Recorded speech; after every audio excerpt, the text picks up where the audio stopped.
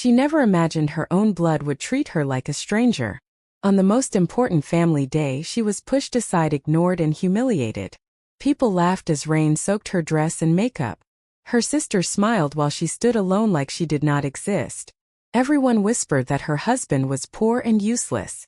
No one knew who he really was. No one knew what he was about to do. By the end of that wedding night, the same people who mocked her would beg for forgiveness. And the man they called nothing would become their biggest nightmare. Her name was Emily Carter. She was born and raised in a quiet town in Ohio. A simple American girl with kind eyes and a soft voice. Emily was never loud, never demanding, never someone who fought for attention. She believed love and respect would come naturally. Her family never felt the same way. From childhood, Emily was treated as the extra child. Her parents adored her older sister Amanda. Amanda was beautiful, confident, and popular. She had everything Emily never did. Designer clothes, endless praise, and full support from their parents. Emily learned early how to stay silent, how to smile when ignored, how to swallow pain and pretend it did not hurt. As years passed, Amanda became the family pride. Top college, high-profile job, engaged to a wealthy man named Brian, a man her parents admired deeply. Emily, on the other hand, fell in love with someone unexpected. A quiet man named Daniel. He dressed simply, drove an old car, and spoke with calm confidence. He worked in technology but never talked about money. Her parents hated that. They called Daniel a mistake. Phase. Poor choice. Emily still married him. She believed love mattered more than status. That decision changed everything. When Amanda announced her wedding, the entire family focused on making it perfect. Luxury venue. Hundreds of guests. Expensive decorations. Emily was barely mentioned. One night her mother called her. Her voice cold and distant. She said Emily was invited but only as a guest. No special role. No bridesmaid dress. Nothing. Emily said she understood. Even though her heart broke. Daniel noticed the pain in her eyes. He held her hand and told her it would be fine. He said people show their true faces on big days. The wedding day arrived. Dark clouds filled the sky. Rain poured heavily. Guests rushed inside the venue, laughing and protected. Emily arrived with Daniel. Her dress was simple but elegant. She felt nervous but hopeful. At the entrance, her mother stopped her.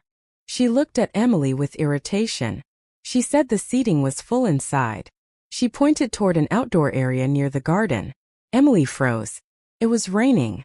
Cold. Muddy. She looked at Daniel. He said nothing. Just nodded calmly. They were given 2 cheap plastic chairs. Far from the ceremony. No cover from rain. Guests stared. Some laughed quietly. Some shook their heads. Amanda walked past Emily, her white gown shining. She did not even look at her sister. Emily felt invisible. Rain soaked her hair. Her dress clung to her body. Her hands trembled. Her parents sat in the front row smiling proudly. No one defended her. Daniel removed his jacket and covered Emily. He whispered something in her ear. His voice steady, almost calm. He said, "Let them enjoy their moment." Emily did not understand. The ceremony continued. Laughter, music, champagne. Emily sat in silence. People whispered, "That is the poor sister. That is the useless husband." Daniel listened to everything. His expression never changed. When the reception began, a manager approached Daniel quietly. He spoke with respect. He asked if everything was ready. Daniel nodded. Emily looked confused.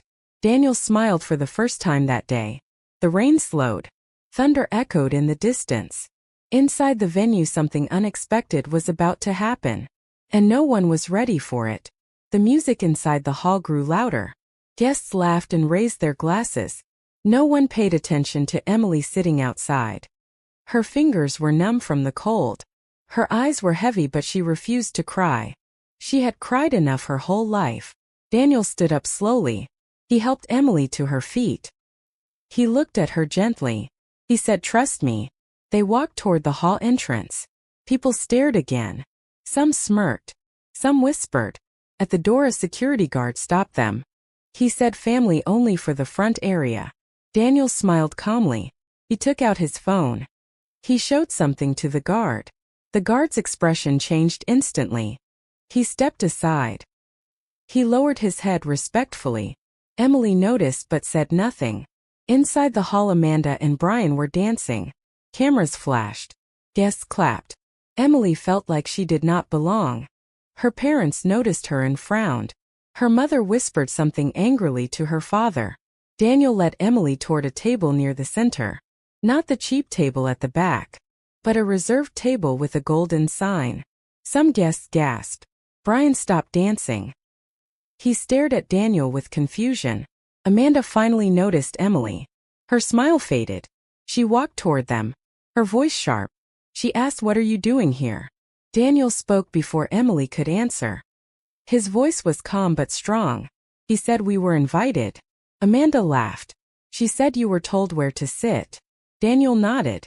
He said, "Plans change." Before Amanda could respond, the lights dimmed. Music stopped. A spotlight appeared near the stage.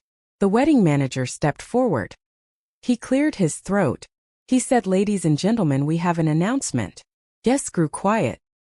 He said, "Before dinner begins, we would like to thank the person who made this entire event possible." Everyone clapped, thinking it was Brian. The manager turned. He looked directly at Daniel. He said, "Thank you, Mr. Daniel Wright." Silence filled the hall. Amanda froze. Brian blinked repeatedly. Emily felt her heart pound. The manager continued. He said the venue decorations, catering, music, and guest arrangements were all sponsored and organized by Mr. Wright. Whispers exploded. Emily looked at Daniel in shock. Her mouth opened but no words came out. Daniel gently pulled out the chair for Emily. He asked her to sit. Guests stared at them like they were seeing ghosts. Brian stepped forward angrily. He asked, "What kind of joke is this?" The manager looked confused. He said, "This is no joke, sir." He said, "Mr. Wright is the primary investor for this venue chain." Brian laughed nervously. He said, "Impossible." Daniel finally stood up. He looked around the room. His voice carried calm authority. He said, "My wife Emily deserves respect. Today she was treated like nothing." Everyone felt uncomfortable. He looked at Emily's parents. He said, "You raised 2 daughters. One you taught pride. One you taught silence." Emily's mother looked pale. Daniel continued. He said, "I stayed quiet because Emily asked me to. But humiliation has limits." The manager handed Daniel a microphone. Daniel took it. He looked at Amanda. He said, "You enjoyed the rain while my wife froze outside." Gasps echoed. He looked at Brian. He said, "You judged me because of my clothes." Daniel smiled slightly. He said, "Wealth whispers." He snapped his fingers. Screens around the hall turned on. A video began playing. It showed contracts, business logos, technology companies. Daniel's name appeared repeatedly. Net worth figures flashed. $1 million investments, real estate holdings, international partnerships. Guests' mouths dropped. Emily's parents looked like they might faint. Daniel turned toward Emily. He said, "I hid my success because I wanted peace. But today I choose dignity." Amanda started crying. She begged him to stop. Daniel shook his head. He said, "This is not revenge. This is truth." He walked toward the stage. He said, "I am canceling my sponsorship effective immediately." The manager panicked. He said, "Sir, please." Daniel said no. He said, "The venue payment is reversed. The catering contract is void. The music services are canceled." Chaos erupted. Brian shouted. He said, "You cannot do this." Daniel looked at him calmly. He said, "I already did." Security guards began removing decorations. Waiters stopped serving food. Guests panicked. Emily stood frozen, her hands shaking. Daniel returned to her. He held her hand. He said, "Let's go home." As they walked out, no one stopped them. Rain had stopped completely. Outside, the air felt clean. Emily finally cried. But these were not tears of pain. They were tears of release. Behind them, the wedding collapsed. Inside the hall, screams, arguments, and chaos filled the space. But outside, Emily felt free for the first time in her life. Daniel opened the car door for her. He kissed her forehead. He said you never deserved the rain. They drove away slowly, leaving behind everything that once hurt her. And that was only the beginning. The drive home was silent. Not an uncomfortable silence, but a heavy one filled with emotion. Emily stared out the window. Streetlights blurred through her tears. Her chest felt light and heavy at the same time. She finally whispered, "Why did you never tell me?" Daniel kept his eyes on the road. He said, "Because I wanted you to be loved for who you are, not for what I own." Emily closed her eyes. She remembered every insult, every look of pity, every time her family compared her to Amanda. Now everything made sense. By the time they reached home, her phone was vibrating nonstop. Missed calls, messages, voicemails. Her mother, her father, Amanda, even relatives she barely spoke to. Emily turned the phone off. That night she slept deeper than she had in years. The next morning news spread fast. Social media exploded. Videos from the wedding went viral. People shared clips of Daniel's speech. People praised Emily's strength. People mocked the family. Amanda's name trended online. So did Brian. Brian company stock fell. Clients pulled out. Sponsors backed away. People do not like arrogance when exposed. Emily's parents showed up at their door. Her mother cried. She said they never meant to hurt her. Emily listened calmly. For the first time she did not shrink. She said intentions do not erase pain. Her father apologized, his voice shaking. He said they failed her. Daniel stood quietly beside her. Amanda arrived later. Her makeup ruined. Her voice broken. She blamed Emily. She said, "You ruined my life." Emily looked at her sister. She felt nothing. No anger. No jealousy. Just distance. She said, "You ruined your own life. I just stopped protecting you." Amanda screamed. She said, "You always wanted this." Daniel stepped forward. He said no. She wanted respect. Amanda left in silence. Days passed. Emily's life changed completely. Brands reached out. Interviews requested. People wanted her story. She refused most of them. She did not want fame. She wanted peace. Daniel suggested a short trip. Somewhere far. They went to a small coastal town in California. Ocean waves replaced noise. For the first time Emily walked freely. No weight of comparison. No fear of judgment. Meanwhile Amanda's world crumbled. Brian left her. He blamed her arrogance. Her friends disappeared. Her parents faced shame. Relatives stopped calling. Emily's parents sent letters. Long handwritten apologies. Emily read them slowly. Healing was not instant. But it started. One evening Daniel sat beside Emily watching the sunset. He said, "Are you okay?" Emily smiled softly. She said, "For the first time I feel seen." Daniel held her hand. He said, "Some people only value you when they lose you." Emily nodded. Back home Emily returned to her job. But something was different. Her confidence. Her posture. Her voice. People noticed. She was no longer the invisible sister. Weeks later Emily received a message from Amanda. A simple one. "I am sorry." Emily stared at the screen. She did not reply immediately. She thought about the rain, the chairs, the laughter. She finally typed back, "I forgive you, but I choose distance." And that was power. But life was not done testing Emily. A final moment was still waiting. One that would close this chapter forever. Months passed quietly. Life felt calm. Almost too calm. Emily and Daniel moved into a new home. A place filled with light and space. No memories of pain on the walls.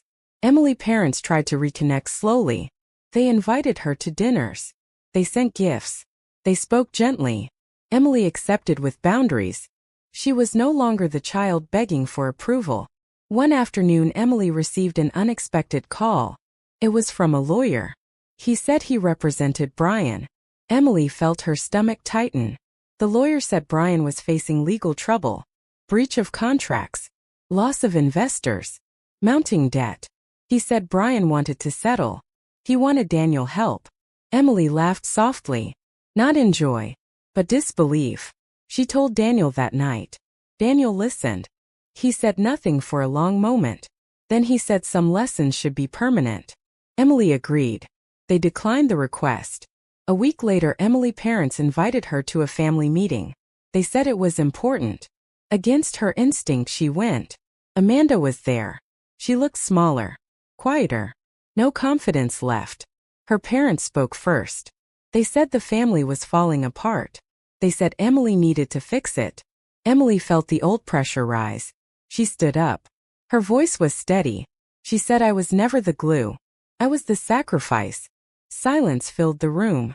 She looked at Amanda. She said, "I loved you even when you hurt me."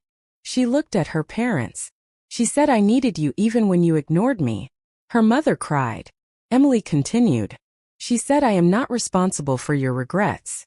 She said, "Healing does not mean returning to harm." She thanked them for listening. She left. Outside, Daniel waited. He smiled with pride. That night, Emily realized something powerful.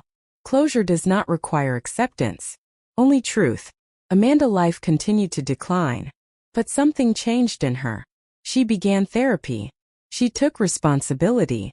Months later, she sent another message, not asking for forgiveness, just acknowledging her wrongs.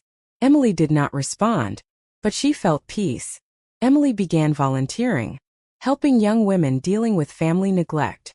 She told her story quietly, without anger. Daniel supported her every step. One evening, Emily received an invitation, a charity gala. The host name shocked her. It was the same venue, the same wedding hall. She hesitated. Daniel asked, "Do you want to go?" Emily thought about it. Then she smiled. She said yes. The night of the event, Emily walked into the hall confidently. No fear, no memories controlling her. People recognized her. They whispered with respect. The manager approached her. He apologized again. Emily smiled politely. She was seated in the front. As she looked around, she saw Amanda working as an assistant at the event. Their eyes met. Amanda looked away. Emily felt no satisfaction, only clarity. Some people are lessons, not destinations. As the event ended, Emily and Daniel stood together. The rain began again outside. Emily laughed softly. This time she did not mind, because she knew she would never be left outside again. Only one final chapter remains. The rain fell gently, not heavy, not cold. Emily and Daniel walked to their car slowly, letting the moment settle. For the first time, rain did not feel like punishment, felt like closure. On the drive home, Emily rested her head on Daniel's shoulder. She thought about her past, the ignored birthdays, the silent dinners, the wedding day that changed everything. She realized something important. Her life did not begin when Daniel revealed the truth. It began when she stopped believing she was less. Weeks later, Emily's parents requested one last meeting. They did not demand. They asked. Emily agreed. This time the conversation was different. Her mother spoke first. She said, "We lost you long before the wedding. We just did not notice." Her father admitted his favoritism. He said silence was easier than fairness. Emily listened, not as a wounded child, but as a healed woman. She said, "Forgiveness does not mean things return to how they were. It means pain no longer controls me." They understood. Amanda did not attend. Emily was fine with that. Life moved forward. Emily started a small foundation, helping women who felt unseen in their own families. She never spoke badly about her past. She spoke honestly. People listened. Daniel continued his work quietly, still avoiding attention, still choosing simplicity. One night Emily asked him, "If you had stayed silent that day, would you regret it?" Daniel smiled. He said, "I waited until you were ready to see your worth." Emily held his hand. She realized the real revenge was not humiliation. It was growth. Amanda's life slowly stabilized. She worked hard. She stayed humble. They did not become close sisters, but they became respectful strangers. And that was enough. Years later, Emily attended another wedding, a friend's wedding. She watched the bride laugh, the family smile. The rain stayed away. Emily smiled to herself. She knew storms do not break you. They reveal who stands beside you. Daniel squeezed her hand. Emily whispered thank you, not just to him, but to herself, for surviving, for choosing dignity, for walking away. Because the girl who once sat in the rain was now a woman who owned the sky.